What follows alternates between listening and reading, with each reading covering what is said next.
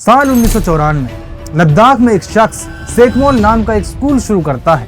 लद्दाख के बहुत सारे बच्चे बोर्ड एग्जाम में फेल हो जाते थे क्योंकि उनकी पढ़ाई की भाषा इंग्लिश या हिंदी होती थी और बोलचाल लद्दाखी, जिसमें बड़ा अंतर है। इस स्कूल में इन बच्चों के लिए ऐसा सिस्टम बनाया जिसमें प्रैक्टिकल नॉलेज पर ज्यादा ध्यान दिया जाता, जैसे खेती करना, सोलर टेक्नोलॉजी बनाना और घर संभालना।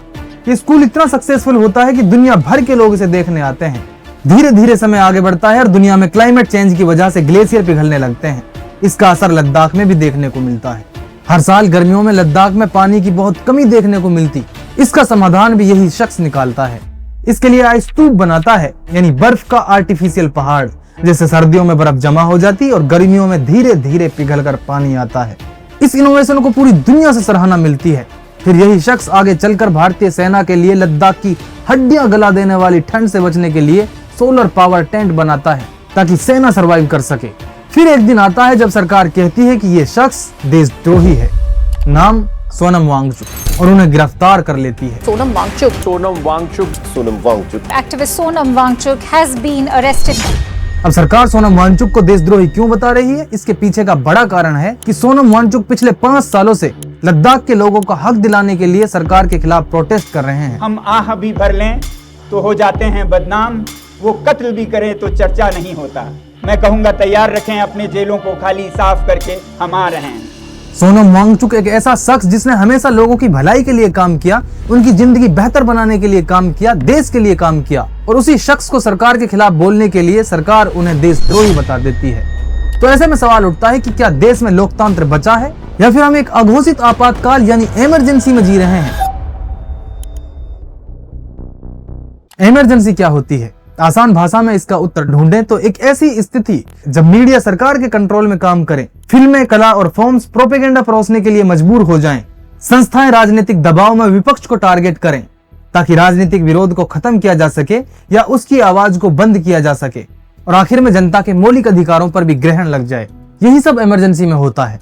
25 जून 1975 को भारत सरकार ने देश में इंटरनल इमरजेंसी लागू किया था। ये फैसला प्रधानमंत्री इंदिरा गांधी की सिफारिश पर राष्ट्रपति फखरुद्दीन अली अहमद ने लिया था। उस समय सरकार ने कहा था कि देश की सुरक्षा खतरे में है और व्यवस्था बनाने के लिए ये कदम उठाना जरूरी है। संवैधानिक प्रावधान यानी कॉन्स्टिट्यूशनल प्रोविजंस का यूज करके इमरजेंसी लगाने वालों की मनसा तानाशाही हो सकती है, लेकिन बिना घोषणा किए एक ऐसा माहौल बना दिया जाना जो इमरजेंसी की कैरेक्टरिस्टिक्स पर खरा उतरे, वो क्या है? शुरुआत मीडिया पर सरकारी कंट्रोल से। आज भारत में टेलीविजन, न्यूज चैनल्स और अखबारों का एक बड़ा हिस्सा ऐसा कंटेंट पेश करता है जो सीधे सीधे सरकार के पक्ष में जाता है। रोज शाम जिन डिबेट शो के विषयों को उठाया जाता है वो इस तरह से बनाए जाते हैं कि सरकार की आलोचना पीछे छूट जाती है और विपक्ष या सामाजिक आंदोलनों को निशाना बनाया जाता है, जैसे किसान आंदोलन को खालिस्तानी साजिश बताना, किसी प्रदर्शनकारी छात्र को देशद्रोही कहना या किसी सामाजिक कार्यकर्ता को टुकड़े टुकड़े गैंग का हिस्सा बताना। सरकार की कोई भी नीति जो देश के लिए बुरी ही क्यों ना हो उसे मास्टर स्ट्रोक बताना, जैसे ट्रंप के लिए करोड़ों रुपए खर्च करके जब चुनाव प्रचार किया तो उसे मास्टर स्ट्रोक बताया, और जब वही ट्रंप ने अपने डिप्लोमेसी के चलते हम पर भारी भरकम टैरिफ लगा दिया उस तक को सही बताना। ये सब कुछ एक तय नैरेटिव का हिस्सा है। सरकार के नीतिगत फैसलों को गंभीर रूप से जांच करने के बजाय ज्यादातर चैनल्स उनकी सफलताओं को प्रचारित करते हैं। जब नोटबंदी हुई तो ज्यादातर चैनल्स ने उनकी आलोचना करने के बजाय दिन रात ये बताया कि ये काले धन पर वॉर हो रही है। To break the grip of corruption and black money. 3,500 crore से ज्यादा का काला धन जब्त हो चुका है। काले धन के खिलाफ केंद्र सरकार की बड़ी मुहिम। जब जीएसटी लागू हुआ तो उसके तकनीकी खामियों और छोटे व्यापारियों पर जो असर पड़ने वाला था उसको किनारे कर दिया गया। उसे वन नेशन वन टैक्स के रूप में महिमा मंडित किया गया। फिर वही जीएसटी उसी सरकार के द्वारा जब कम की गई तो उसे मास्टर स्ट्रोक बताकर सरकार की खूब तारीफें की गई। कोविड की दूसरी लहर में जब ऑक्सीजन की कमी से हजारों लोगों की मौत हुई तब ज्यादातर चैनल्स ने उन तस्वीरों को नहीं दिखाया बल्कि पॉजिटिव सोच और मोदी की ग्लोबल इमेज पर शो किए। कई चैनलों की भाषा भी सरकार के प्रवक्ता जैसी लगती है। मोदी जी ने फिर किया कमाल, मोदी जी की मास्टर स्ट्रोक नीति, भारत बना विश्व गुरु जैसे हेडलाइंस और टाइटल आम हैं। इन न्यूज रूम्स में सवाल पूछना देशद्रोह माना जाता है। प्रधानमंत्री की रैलियों को घंटों लाइव दिखाया जाता है जबकि विपक्ष की रैलियों को छोटा फुटेज या सिर्फ विवाद वाले बयान तक सीमित रखा जाता है। दूसरी ओर जो मीडिया संस्थान सरकार के कामकाज पर सवाल उठाते हैं उन्हें अलग अलग तरीके से दबाया जाता है। जैसे दैनिक भास्कर ने जब कोविड की लहर के दौरान शमशान घाटों की ग्राउंड रिपोर्टिंग की और बताया कि मौतों की संख्या सरकारी आंकड़ों से कहीं ज्यादा है तो उनके दफ्तरों पर इनकम टैक्स की छापेमारी की गई। न्यूज क्लिक ने जब सरकार से जुड़े कॉर्पोरेट्स और नीतियों पर आलोचनात्मक रिपोर्टिंग की तो उसके दफ्तर सील किए गए, एडिटर्स को गिरफ्तार किया गया, वेबसाइट तक बंद कर दी गई। बीबीसी ने जब 2002 में गुजरात दंगों और प्रधानमंत्री नरेंद्र मोदी की भूमिका पर एक डॉक्यूमेंट्री बनाई तो देश में उनके दफ्तरों पर इनकम टैक्स की रेड पड़ी और ये रेड ठीक उसी समय पर डाली गई जब वो डॉक्यूमेंट्री चर्चाओं में थी। सरकार ने इसे कॉलोनियल सोच कहा, लेकिन कार्यवाही का समय और तरीका सवाल खड़े करता है। इन घटनाओं से ये साफ पता चलता है कि मीडिया दो हिस्सों में बंट चुका है, एक जो सरकार की लाइन पर चलता है और दूसरा अगर कोई अलग बात करे तो उसे चुप कराने की कोशिश की जाती है। आर्थिक मदद, सरकारी विज्ञापन, पहुंच और मंच ये सब उन संस्थानों को मिलता है जो सरकार के सुर में बोलते हैं और जो संस्थान स्वतंत्र बने रहने की कोशिश करते हैं उन्हें कानूनी कार्रवाइयों, रेड और सार्वजनिक बदनामी का सामना करना पड़ता है। 1975 की इमरजेंसी में सरकार ने प्रेस पर सीधा सेंसरशिप लगाया था। अखबारों को सरकार की अनुमति के बिना कुछ भी छापने की इजाजत नहीं थी। आज ऐसा लिखित आदेश तो नहीं है, लेकिन परिणाम वही है। पत्रकारों को गिरफ्तार किया जाता है, वेबसाइटों को ब्लॉक किया जाता है और संस्थानों पर रेड पड़ती है। अब फर्क सिर्फ तरीका बदलने का है। अब कंट्रोल आदेश से नहीं बल्कि तंत्र से होता है। इसलिए अगर इमरजेंसी की पहली पहचान ये है कि सूचना पर सरकार का पूरी तरह कंट्रोल हो, तो आज की स्थिति उस पहचान से पूरी तरह मेल खाती है। इमरजेंसी के क्राइटेरिया का दूसरा पॉइंट है कि सरकार कला और क्रिएटिविटी को एक यूजफुल औजार बना देती है प्रोपेगेंडा फैलाने के लिए। यानी फिल्में, वेब सीरीज और संस्कृति से जुड़ी रचनाओं को इस तरह से इस्तेमाल किया जाता है कि वे सरकार की विचारधारा का प्रचार करें और जनता को एक खास दिशा में सोचने के लिए मजबूर करें। सवाल यह है कि क्या आज की सरकार ऐसा कर रही है? अगर हम बीते कुछ सालों की रिलीज हुई फिल्म्स को देखें तो हमें साफ दिखता है कि एक खास तरह की फिल्मों की बाढ़ आ चुकी है जो एक ही लाइन पर चलती हैं। हिंदुत्व, राष्ट्रवाद, विपक्ष की आलोचना और सत्ताधारी पार्टी के नेताओं की छवि को ऊंचा दिखाना। इनमें कुछ नाम सीधे तौर पर चर्चाओं में रहे थे, जैसे the Kashmir files, the Kerala story, article 370, the Sabarmati report, the Naxal story, स्वतंत्रता वीर सावरकर, पीएम नरेंद्र मोदी, मैं अटल हूँ, vaccine war, operation vaccine, JNU और हाल फिलहाल में आई छावा और द बंगाल फाइल्स। इन सभी फिल्मों में एक पैटर्न है। द कश्मीर फाइल ने पूरी फिल्म को इस नैरेटिव में रखा कि एक धर्म विशेष के लोग बाकी के धर्म के लोगों के खिलाफ एक संगठित हिंसा करते हैं और सरकारी तंत्र उस समय फेल था। द केरला स्टोरी फिल्म में यह दिखाया कि कैसे मुस्लिम लड़कियां हिंदू लड़कियों को धर्म परिवर्तन करने के लिए फंसाती हैं और उन्हें ISIS तक भेजती हैं, जबकि खुद सरकार ने संसद में बताया कि इसका कोई पुख्ता आंकड़ा नहीं है और सुप्रीम कोर्ट ने भी इसको कल्पनाओं पर आधारित मूवी बताया। द केरला स्टोरी फिल्म पर हमने एक डिटेल्ड वीडियो की है, आप इस वीडियो के बाद उसको जाकर देख सकते हैं। आर्टिकल 370 और द साबरमती रिपोर्ट जैसी फिल्मों में सरकार के फैसलों को ऐतिहासिक और राष्ट्र हित में दिखाने की कोशिश की गई। पीएम नरेंद्र मोदी, मैं अटल हूँ और सावरकर जैसी बायोपिक फिल्में सीधे तौर पर नेताओं और विचारधारा के प्रचार की भूमिका निभाती हैं। इन फिल्मों को केवल बनाया ही नहीं गया बल्कि इनका प्रचार प्रसार भी राजनीतिक मंचों से हुआ। द कश्मीरी फाइल्स और द केरला स्टोरी फिल्म, इन फिल्मों को कई सारे भाजपा शासित प्रदेशों में टैक्स फ्री किया गया। नेताओं ने ट्वीट करके इन फिल्मों को देखने की अपील की और कई जगह तो स्कूलों और कॉलेजों में भी सामूहिक रूप से दिखाने की व्यवस्था की गई। देश के प्रधानमंत्री तक अपने भाषणों में बड़े बड़े मंचों से ऐसी फिल्मों का जिक्र करके ऐसी सोच और फिल्मों को बढ़ावा देते हैं। ये केरला स्टोरी फिल्म में, केरला फाइल्स फिल्म में। तो इस तरह इन फिल्मों का इस्तेमाल जनता की सोच को एक दिशा में ले जाने के लिए किया जाता है। और अब बात ऐसी मूवीज की जो सरकार की लाइन से हटकर कुछ अलग कहने की कोशिश करती हैं, वहां सेंसर बोर्ड का रवैया एकदम अलग हो जाता है। एक मलयालम फिल्म एल2 एम्पुरान, जिसमें गुजरात दंगों से जुड़े दृश्य में भारी कट लगाए गए, बताया गया कि विषय संवेदनशील है। इसी तरह पंजाब 95 फिल्म जो ह्यूमन राइट्स कार्यकर्ता जसवंत सिंह खालरा पर बनी है, उसमें 100 से ज्यादा कट सुझाए गए।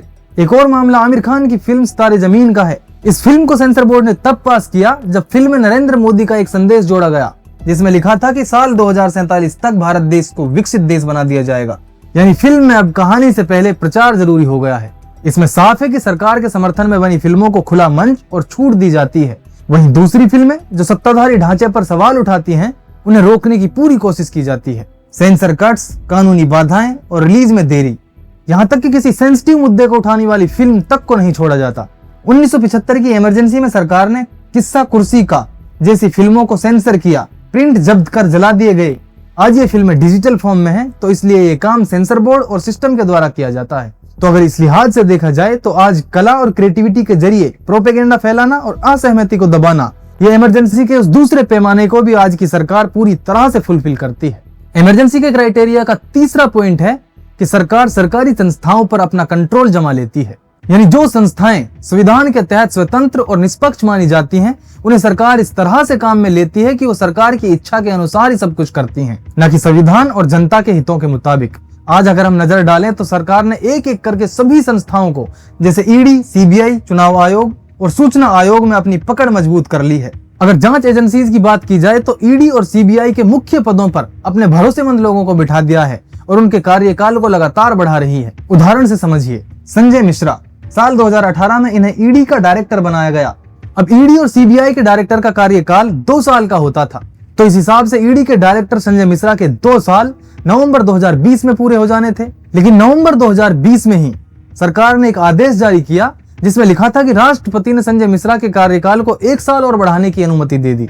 इसके बाद साल आता है 2021 और साल 2021 में एक नया कानून पेश किया गया। इस कानून में कहा गया कि ईडी और सीबीआई के डायरेक्टर का कार्यकाल वैसे तो 2 साल का ही होगा, लेकिन उसे 3 साल और बढ़ाया जा सकता है। यानी कोई अधिकारी अब ईडी और सीबीआई का डायरेक्टर लगातार 5 साल तक बना रह सकता है अगर सरकार चाहे तो।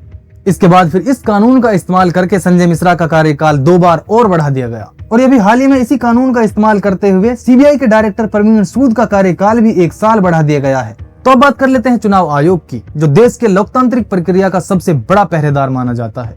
अब क्योंकि चुनाव आयोग के इलेक्शन कमिश्नर्स की जो पोस्ट होती है वो बड़ी अहम होती है, इसलिए उनकी नियुक्ति भी बड़ी खास तरीके से होती थी, जिसमें निष्पक्षता का खास ख्याल रखा जाता था। इसलिए इलेक्शन कमिश्नर्स की नियुक्ति करने का जो मॉडल था वो कुछ इस तरह था कि 3 लोगों की एक कमेटी होगी, वो नए इलेक्शन कमिश्नर की नियुक्ति करेंगे। और ये 3 लोग कौन होंगे? एक तो देश का प्रधानमंत्री, दूसरा विपक्ष का एक नेता और तीसरा सुप्रीम कोर्ट का चीफ जस्टिस यानी सीजीआई। इसलिए इस मॉडल में कम से कम इतना भरोसा था कि चयन प्रक्रिया में जुडिशरी की मौजूदगी से एक संतुलन बना रहेगा। लेकिन क्या हो अगर सुप्रीम कोर्ट के सीजीआई को इस कमेटी से निकाल दिया जाए? अब नियम बदल दिए गए हैं और यही होता है। अब यह होता है कि इस कमेटी में जो 3 लोग होंगे उनमें देश के प्रधानमंत्री होंगे, एक केंद्रीय मंत्री होंगे और तीसरा होगा एक विपक्ष का नेता। अब जाहिर है इसमें 2 सदस्य सीधे सरकार के पक्ष में हैं, इसलिए विपक्ष अकेला पड़ जाता है और हार जाता है। और हुआ भी कुछ ऐसा ही। पता है जो मौजूदा chief election commissioner Gyanesh Kumar हैं, जो आजकल वोट चोरी के मामले में फंसे हुए हैं, उनकी नियुक्ति कैसे हुई? 18 फरवरी 2025 की रात इस मीटिंग में 3 लोग मौजूद थे। देश के प्रधानमंत्री नरेंद्र मोदी जी, केंद्रीय मंत्री अमित शाह और नेता प्रतिपक्ष राहुल गांधी। वोटिंग शुरू हुई, मोदी जी और अमित शाह ने ज्ञानेश कुमार को चुन लिया और नेता प्रतिपक्ष राहुल गांधी एक रिटर्न ऑब्जेक्शन लिखकर मीटिंग के बीच से ही नाराज होकर चले आए। तो इस तरह बीजेपी के खास आदमी ज्ञानेश कुमार की नियुक्ति एक चीफ इलेक्शन कमिश्नर के रूप में हो जाती है। और जब चुनाव आयोग जैसी संस्था कंट्रोल में आ जाए तो लोकतंत्र की बुनियाद हिलने लगती है। इंफॉर्मेशन कमीशन का हाल भी कुछ ऐसा ही है। पहले सूचना आयुक्त की तनख्वाह और दर्जा चुनाव आयुक्त के बराबर रखा जाता था ताकि वो मोटिवेटेड रह सकें और सत्ता से बिना डरे वो इन्फॉर्मेशन दे सकें। लेकिन सरकार ने अब उनका वेतन और कार्यकाल अपने हिसाब से तय करने के अधिकार में ले लिया है। यानी अब सरकार ये तय करेगी कि किस सूचना आयुक्त को कितनी तनख्वाह मिलेगी और वो कितने टाइम के लिए अपने पद पर बना रहेगा। अब अगर किसी अधिकारी को अच्छी तनख्वाह और लंबे समय तक सूचना आयुक्त बना रहना है तो उसे सरकार के प्रति वफादारी दिखानी होगी। अब उसकी निष्ठा संविधान या जनता के प्रति नहीं रहेगी। इस तरह पूरी आरटीआई व्यवस्था कमजोर हो जाती है और सूचना पाने का नागरिक अधिकार खोखला हो जाता है। तो इन सभी बातों से ये क्लियर हो जाता है कि सरकार ने संवैधानिक और स्वतंत्र संस्थाओं पर पूरी तरह से कंट्रोल पा लिया है।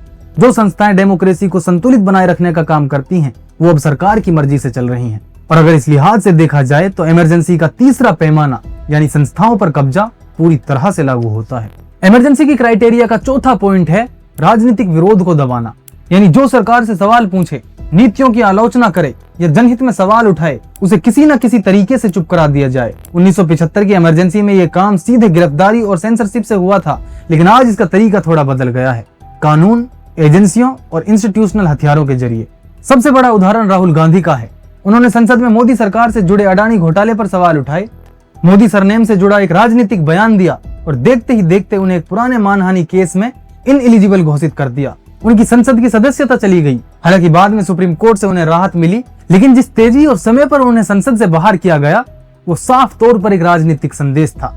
इसी तरह अरविंद केजरीवाल, जिनकी पार्टी जब दिल्ली और पंजाब में सत्ता में थी, लेकिन 2024 के लोकसभा चुनाव से ठीक पहले उन्हें लिकर नीति केस में गिरफ्तार कर लिया, महीनों तक जेल में रखा गया, चार्जशीट दाखिल करने में देरी हुई, जमानत तक उनकी टाली जाती रही। फिर दिल्ली विधानसभा चुनाव से ठीक पहले सुप्रीम कोर्ट ने उन्हें स्पेशल जमानत दी। इसके बाद हेमंत सोरेन, झारखंड के मुख्यमंत्री, उन्हें भी जमीन घोटाले के नाम पर जेल में भेज दिया गया। मध्य प्रदेश, महाराष्ट्र और कर्नाटक जैसे राज्यों में पहले विपक्ष की सरकार बनी, लेकिन फिर विधायकों को तोड़ मरोड़ कर बहुमत खत्म कर दिया गया और नतीजा ये हुआ कि वापस से सत्ता में बीजेपी आ गई। इसे ऑपरेशन लोटस कहा गया, लेकिन असल में ये जनता के जनादेश के साथ खुली छेड़छाड़ थी। मतलब अगर किसी राज्य में जनता ने अपनी वोट देकर अपनी मन पसंदीदा किसी पार्टी को जिताया जिस पर वो थोड़ा भरोसा कर सके, तो क्या फायदा हुआ उसकी वोट का जब उसकी मन पसंदीदा पार्टी जीत कर भी हार गई? क्या वैल्यू रह गई उसकी वोट की जब जीतना एक ही पार्टी को है? इसके अलावा कई विपक्ष के नेता जिन पर ईडी और सीबीआई के केस चल रहे थे, लेकिन जैसे ही उन्होंने बीजेपी ज्वाइन की उनके सारे के सारे केस ठंडे पड़ गए। महाराष्ट्र के अजित पवार पहले ईडी के रडार पर थे, लेकिन जैसे ही उन्होंने भाजपा से हाथ मिलाया तो केस गायब। हेमंता बिस्वा शर्मा कांग्रेस के बड़े नेता थे और बड़े घोटालों में घिरे थे, लेकिन जैसे ही बीजेपी में आए तो उनके सारे के सारे मामले शांत हो गए। सुब्रत रॉय सहारा, नारायण राणे, शुवेंदु अधिकारी जैसे और भी कई उदाहरण हैं जो यही पैटर्न दिखाते हैं, जिन पर बीजेपी की वॉशिंग मशीन में धुलकर पाक साफ हो जाने के आरोप लगे। पहले एजेंसी का डर, फिर पार्टी में शामिल होने पर शांति। इन सभी मामलों से ये साफ है कि विपक्ष को खत्म किया जा रहा है। 1975 की इमरजेंसी से तुलना करें तो ये राजनीतिक विरोधियों को जेल में बंद करके किया गया था। आज उन्हें कानूनी प्रक्रियाओं और जांच एजेंसियों के नाम पर सजा दी जा रही है। तरीका थोड़ा बदला है, लेकिन नीयत वही है, विरोध की हर आवाज को दबाना। तो इस लिहाज से देखा जाए तो आज का दौर इमरजेंसी के चौथे पैमाने को भी पूरा करता है। अब इमरजेंसी के क्राइटेरिया के जो पॉइंट्स हैं वो पूरे हो जाएं, साथ ही पब्लिक के जो फंडामेंटल राइट्स हैं उन पर भी वार किया जाए, तो इसको हम पूर्ण रूप से इमरजेंसी कह सकते हैं। तो अभी तक जो हमने इमरजेंसी के क्राइटेरिया के 4 पॉइंट्स डिस्कस किए वो पूरी तरह से लागू होते हैं। अब देख लेते हैं कि पब्लिक के फंडामेंटल राइट्स का क्या हाल है। देखिए, आज के टाइम में किसी आधिकारिक कागज पर आपातकाल नहीं लिखा हुआ है, लेकिन जनता के मौलिक अधिकारों पर लगाम साफ तौर पर दिखती है। सोशल मीडिया पर सरकार की आलोचना करने वाले लोगों पर यूपीए, देशद्रोह और आईटी एक्ट जैसे गंभीर केस दर्ज किए जाते हैं।